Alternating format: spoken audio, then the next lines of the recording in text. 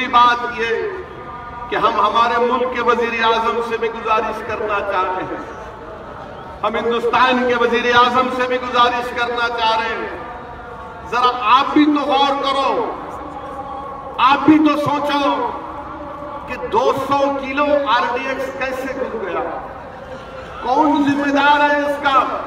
अगर असदुद्दीन ओवैसी जिम्मेदार है तो मेरे खिलाफ एक्शन लो।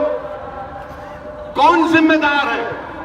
हिंदुस्तान के वजीर आजम, हम आपको बताना चाह रहे हैं कि हम पाकिस्तान की धमकियों को अपनी जूती पर रखते हैं, मगर हम आपको ही बताना चाह रहे हैं कि आप जरा इंट्रोस्पेक्शन करो, आप जरा सोचो। जब आपके पास वक्त होगा फोटोग्राफी को छोड़कर, जब आप अपने उस घर में बैठते हैं, तो जरा सोचो थोड़ी देर के लिए कि 200 किलो आरडीएक्स कैसे गया, कौन जिम्मेदार है इसका? अगर मैं आज यहां पर एक भड़काऊ भाषण तकरीर करके चला जाऊंगा तो सुबह होने से पहले मुझ पर मुकदमा आयद हो जाता, क्योंकि मैंने उस तरह की बात की। तो फिर जिसने आरडीएक्स लाया वो कौन है? क्या ये हमारी डिप्लोमेटिक फेलियर नहीं है? क्या ये हमारी पॉलिटिकल फेलियर नहीं है? क्या ये हमारी इंटेलिजेंस की फेलियर नहीं है?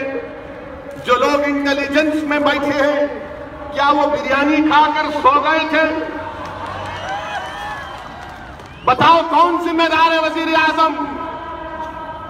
किस पर आप एक्शन लेंगे? देश जानना चाहता है कि जो 40 से ज्यादा लोग मारे गए, कौन हमारे सिस्टम के लोग जिम्मेदार हैं, उनके खिलाफ क्या एक्शन लेंगे आप? डिप्लोमेटिक फेलियर इसलिए कि आपने चीन के सदर को अहमदाबाद में बुलाकर झूला झुलाया, वुहान समिट किया, मगर आज भी चीन वो खबीस मसूद अजहर को ब्लॉक करता है, उसको ब्लैकलिस्ट करने से रोकता है। क्या ये आपकी डिप्लोमेटिक फेलियर नहीं है? पॉलिटिकल फेलियर भी है, क्योंकि आपकी सरकार दिल्ली में, आप दिल्ली के बादशाह, जम्मू कश्मीर में आप और महबूबा हुकूमत किए, क्या खाक किए, कौन सा काम किया आप?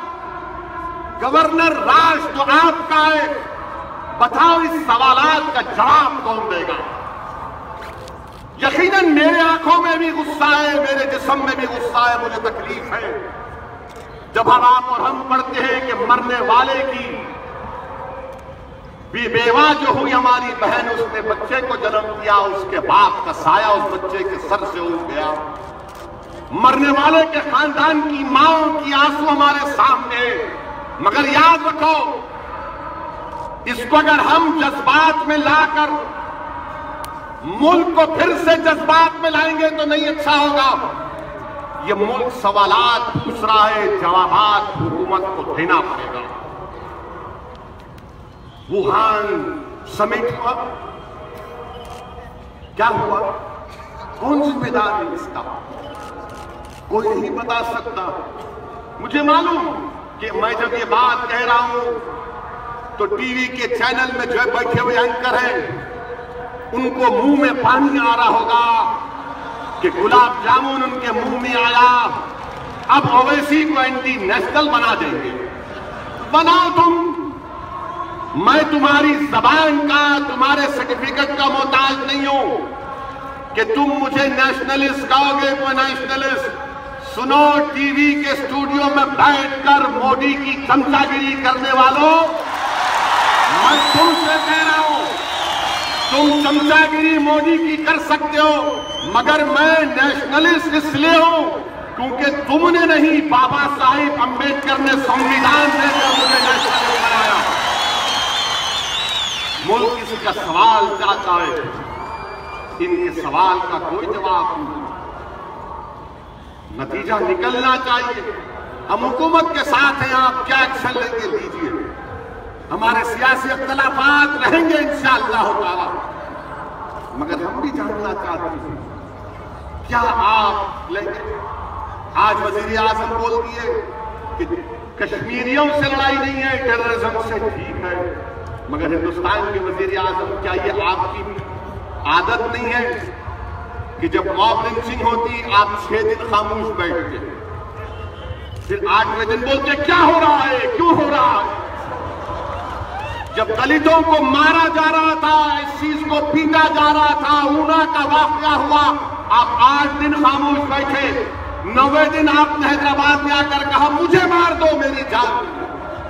हिंदुस्तान के वजीर आजम, हम तो दुआ करते हैं कि अल्लाह आपको 180 साल जिंदा, आपके लोग भी नहीं दुआ करते होंगे, वो हम करते हैं कि आप 180 साल जिंदा, 180 इयर्स। मगर कोई जवाब नहीं। आज आप 6 दिन के बाद वो जो गवर्नर है आपका, वो कहता है कि कश्मीरियों का बाइकाट करो, उसको आप निकाल कर फेंको। क्या उसको निकाल कर फेंक दीजिए ना? क्या करते हैं? निकाल टेलीग्राफ हमारे ऐसे फोन आए